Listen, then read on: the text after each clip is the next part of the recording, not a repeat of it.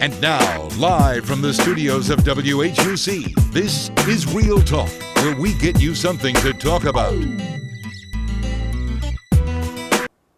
Good evening, and thank you for joining us on Real Talk. I'm your host, Kamaria Seaton. Today, our guests are remarkably familiar with the history and legacy of Utica Institute, now known as Hinds Utica, and they themselves are a part of that very legacy, which they continue to pass on to future generations. With me, I have the co-directors of the Utica Institute Museum, Mrs. Jean Greene and Mr. Dan Fuller. Let's give them a warm round of applause. How are y'all doing? Doing good. Very good. That's good. Well, for starters, I want to start off with the Utica Institute Heritage Week. Can you explain to me what that is for those who don't know? That's fun. Sure. So Utica Institute Heritage Week is something that we are doing on campus in October. Every day we have a different activity going on celebrating the heritage and legacy of the Utica Institute. So we have a full week of schedules, coronation, homecoming, all of our traditional HBCU activities are all happening during this week. Okay, and what was the process into making this week-long event? Like, what caused you guys to start it? This was something that Vice President Towns brought to us as something that he wanted to get started to highlight the museum and the activity that's happening on campus. It tied in with a lot of things that we've done for decades, right? But it's a way to just kind of pull everything together and really just have a whole week celebrating the campus. Why is having this week so important for the Hinds Utica campus? I know you just said that the VP wanted to do this. What are some other? If I could. The traditions that we have as an HBCU campus are very important to us. For decades, since over 100 years, we have carried on certain traditions that make us unique, and we provide the HBCU experience to our students. It was important to the Vice President and to us that we reintegrate that into the campus atmosphere so that our students would then understand the importance of being on an HBCU campus. In Black culture, there are traditions that you just mentioned that goes back hundreds of years. And with this being the first year of the Utica Institute Heritage Week, do you believe this event will become a year thing, every year thing, an annual event? It's hopeful. We're hopeful that it will. We have something in the spring that celebrates our founding, which is Founders Week. And we thought it would be beneficial for us to have something in the fall semester as well. So it is our hope that this is something that can transcend the years and be repeated year after year and become another part of our traditions. Well, thank you. We have been having an amazing time. We'll take a break and be back with more information. Real Talk will be right back after this.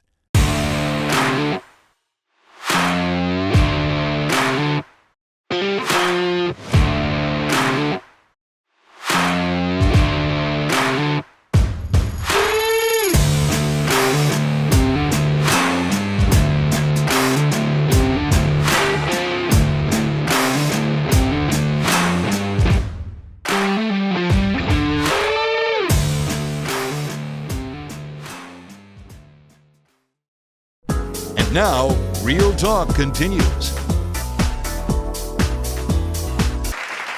Welcome back to Real Talk. And for those who are joining us, I am here with the co-directors of the Utica Institute Museum, Mrs. Jean Greene and Mr. Dan Fuller. Utica Heritage Week is a first-time thing. So, what are some events that you all will be hosting? We're going to have several events going on. One of the most important is the coronation. There's going to be tailgates on the museum lawn and some other things. We have a dramatic presentation and a history of the campus. We have a fine arts day. We also have a back porch Thursday, Yes. which is something that we always have at the museum. So we're hosting one this week. We'll be talking about Mande culture and African drumming. You'll be able to learn about it and then come to the museum, and we'll have a bunch of drums, and you'll be able to have a hands-on workshop. Sounds pretty nice. Not only is it for the students, but it's also open for the public as well, for them Yes. to come in. Yes. How can you tell me about how the campus and the town of Utica are partnered up for this event, this week-long event? The town is going to be hosting a tailgate and a parade, which will be on that Friday. Last year's tailgate and parade was so successful that they wanted to repeat it again this year. Last year there was over 2,000 people that went to downtown Utica, and so that was a way for several schools to work together. The Utica Consolidated, which was in the town of Utica, and Hinds Agricultural High School, which was on this campus. It was really exciting because they had so many of the classes that graduated from Hinds AHS come back and set up tents and a fellowship. So that was something that was important to the town, enough for them to want to repeat it. Do you have any other activities that because I had read the flyer and I saw that you had a 3D, the virtual reality Yes, activity yes. shown Yeah, thanks for mentioning that. We are doing it's a workshop about 3D printed aquaponics. Aquaponics are where you take plants that are grown in water, and you sometimes put fish in there as well. You have a whole little cycle in there with the plants. And so participants will be able to 3D print their own garden. We'll give them all the supplies, and they can start growing plants all winter long indoors with this aquaponic garden. So that'll be on Tuesday, that workshop. Tuesday. Okay, can you give me the date of when the Utica Institute Heritage Week will be? October 12th, I think. Through 18. Through the 18th, that sounds right.